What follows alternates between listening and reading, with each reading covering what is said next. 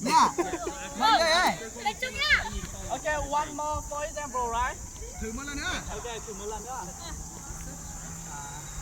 Lúc bằng nó chỉ phút lại chậm hơn đâu vậy? Dạ. Còn nó phổ biến đấy. Dạ. Số 5.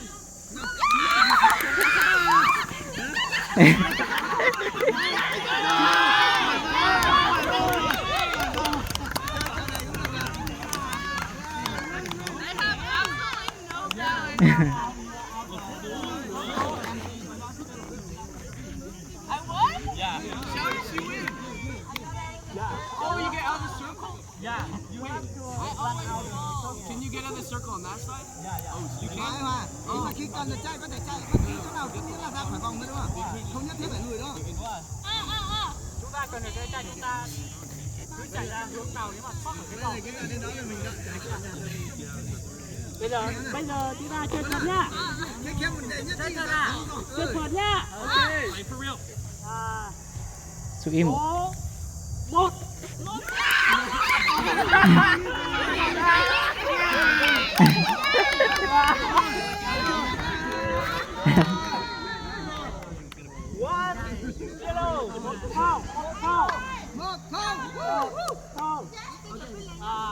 Chú ý đi, chú ý nghe số của mình ấy. Chúng ta đã sẵn sàng là hay chưa ạ?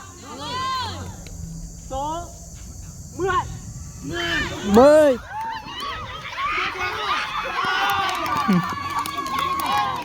Bỏ ra ra. Một đèo. Nào, không dừng bạn trên bẩn. Thế là nó chỉ qua lên thế. Sẵn sàng chưa ạ? Ready? Số 5.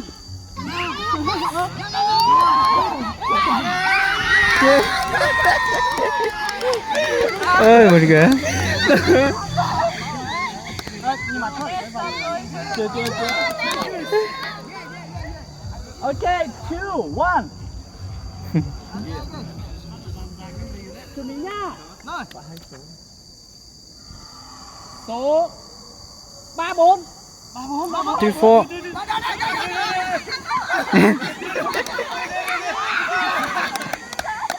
Đấy, sao số mấy? Em là số 4.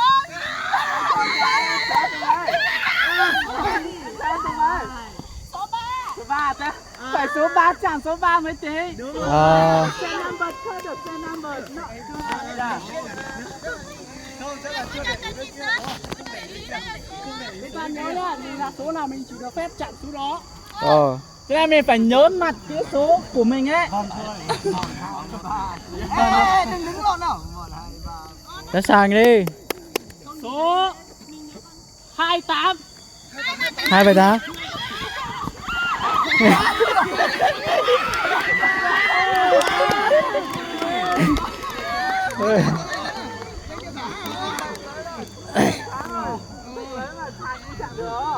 Hai số hay số gì mà.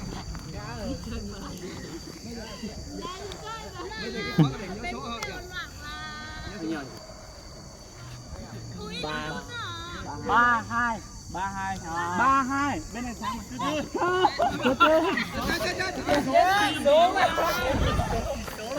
Tỷ số là 32.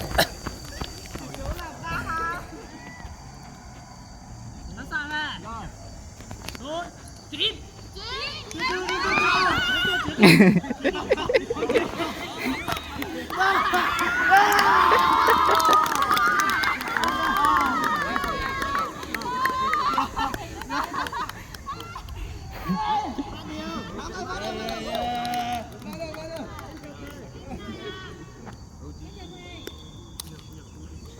Chúng ta chơi lượt tiếp theo này. Số 1, 2, 3. 3 á.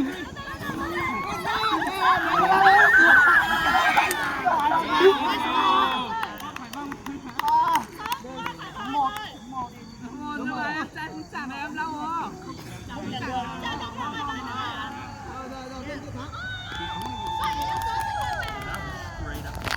theo này. Số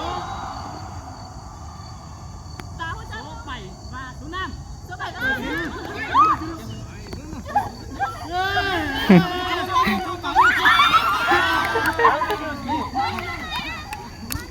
Bảy.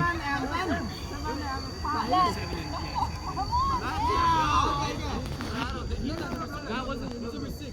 No, you got it? Sai rồi, em cháu là số 6.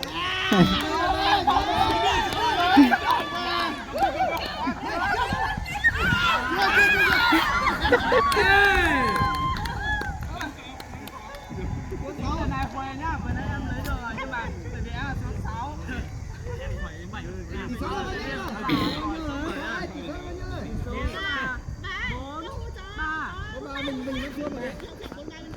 Bốn ba, tỷ số là 4-3. Cái này thua một chúng ta sẽ chơi đến 10, đội nào chặn 10 trước là sẽ thắng nhá.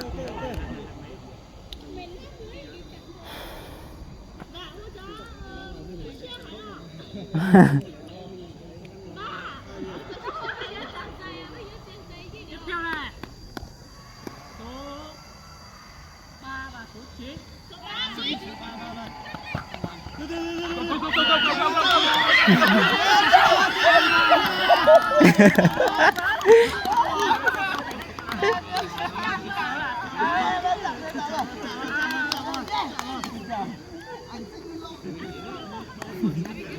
Có điều vẫn chẳng chưa.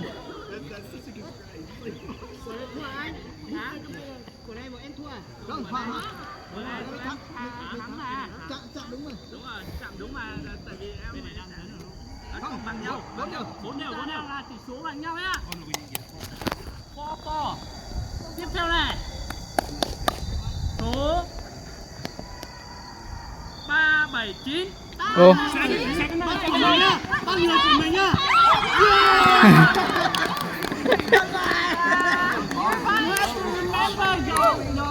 Your number and your supervisor.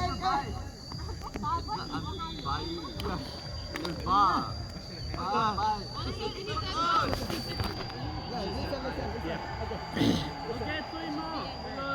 Play 3 more. Số 6 và số 2. 62. Số 6 nha.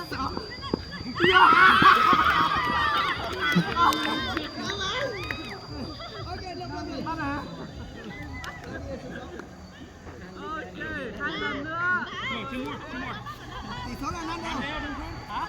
5 đều. Yeah, 5 đều. Two more guys. Let's get them both and win. Listen.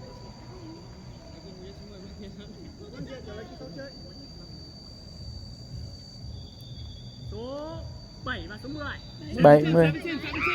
Để ý đưa. Chưa.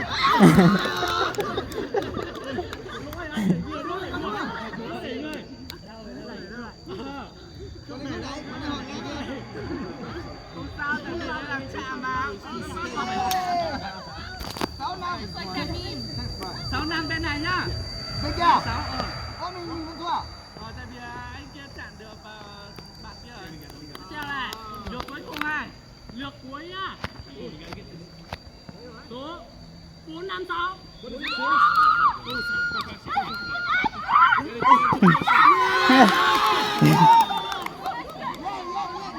Daniel, very good. Để mà sao đi.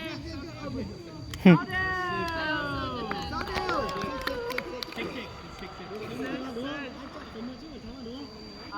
Vừa nãy bảo thế nhưng mà chơi nhiều quá rồi mọi người mệt đấy. Bây giờ chơi trò khác á. Đến 10 lượt cho anh. 10 lượt chưa? 10 đúng không? Ok. Mấy lượt rồi mọi người. Ok, mọi người cứ chơi cái mấy lượt rồi. 6 lượt rồi. 6 rồi. Mà chơi 10 lượt đi. Ok, 4 lượt thôi. Ok, 4 lượt cái hả? 4 lượt nữa. Thôi trò tiếp theo vui à. Vui tình người thôi.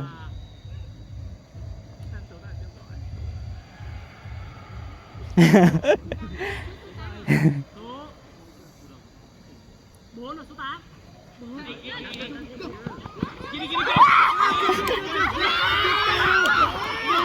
Chặn rồi.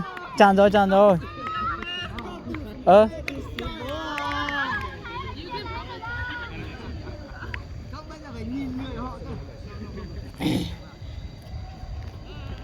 Ok, còn 3 lượt nữa.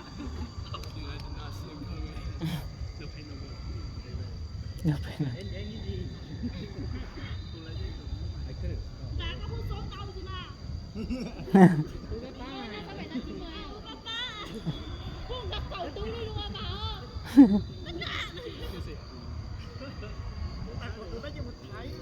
Số 1 và số 7.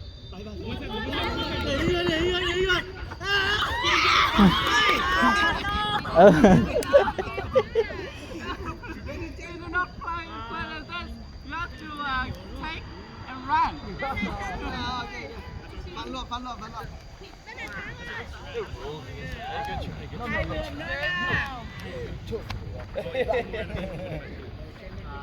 Có 2 lượt nữa à? Thế là bao nhiêu rồi hả? 8, 6. 2 lượt. No. Tiếp theo là số 6.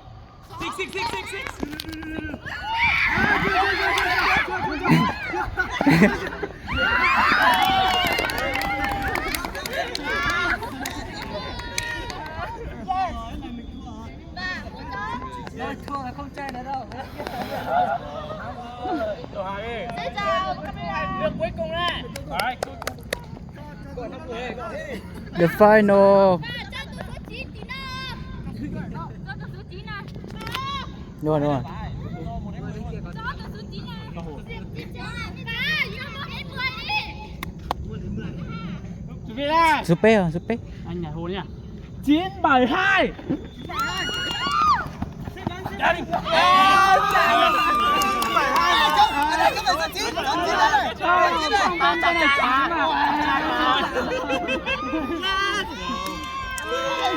Át đầu quá à. 16.